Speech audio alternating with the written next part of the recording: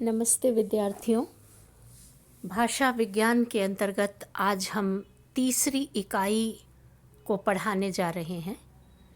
तीसरी इकाई अर्थ विज्ञान की है विद्यार्थियों, और अर्थ विज्ञान का समग्र अध्ययन हम इस तीसरी इकाई में करेंगे, जो अर्थ विज्ञान के ही विभिन्न पक्षों के अध्ययन को प्रस्तुत करती है। अर्थ विज्ञान का पहला शीर्षक है अर्थ विज्ञान का स्वरूप। विद्यार्थियों, इसको आप लोग समझ लीजिए। जैसा कि नाम से ही स्पष्ट है, अर्थ विज्ञान यानी अर्थ का विज्ञान।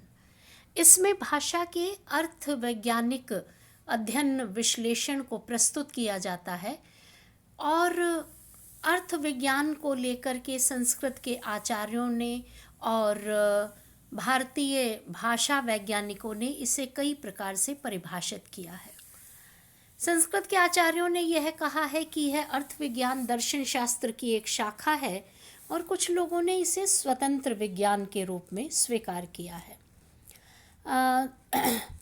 साहित्यकार, दर्शन शास्त्र के अध्येता, वाक्य प्रदीयकार भृतहरि कहते हैं, यस्मिस्तु चरिते शब्दे यदा योऽर्थं प्रतीयते तमाहुरथ तस्यैव नान्यर्थस्य लक्षणम। अर्थात अर्थ विज्ञान में अर्थ क्या है, अर्थ का स्वरूप क्या है, अर्थ को किस प्रकार से समझा जा सकता है, और अर्थ की परिभाषा किस प्रकार से की जा सकती है। तो इस श्लोक के माध्यम से उन्होंने यह बताने का प्रयास किया है कि शब्द के उच्चारण से जिसकी प्रतीति होती है वह अर्थ है, और इस अर्थ का कोई और दूसरा लक्षण नहीं है। उदाहरण के तौर पर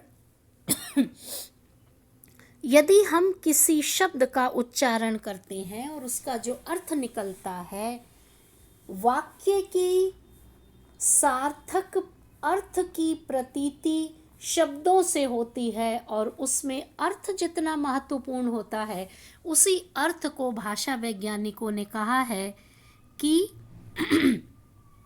उदाहरण के लिए, राम मारे शर्म के पानी पानी हो गया।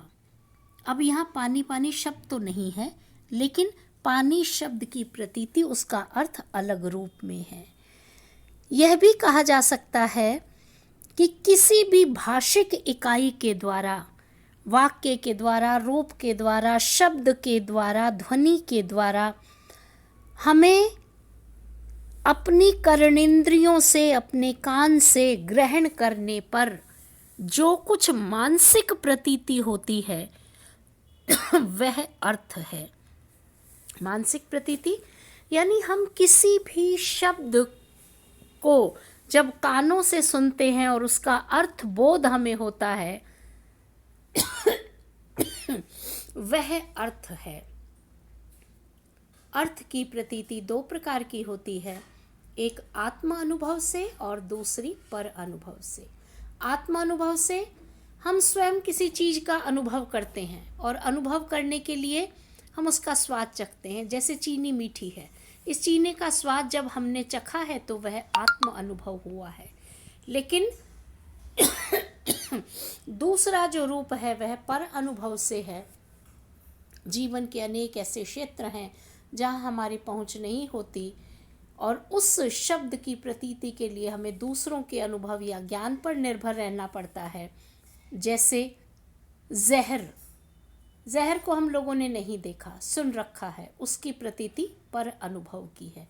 ईश्वर की प्रतीति पर अनुभव की है, वह हमारी आत्म अनुभव की नहीं है।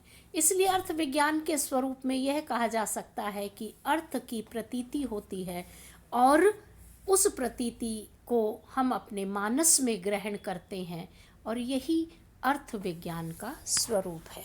धन्यवाद विद्यार्थियों।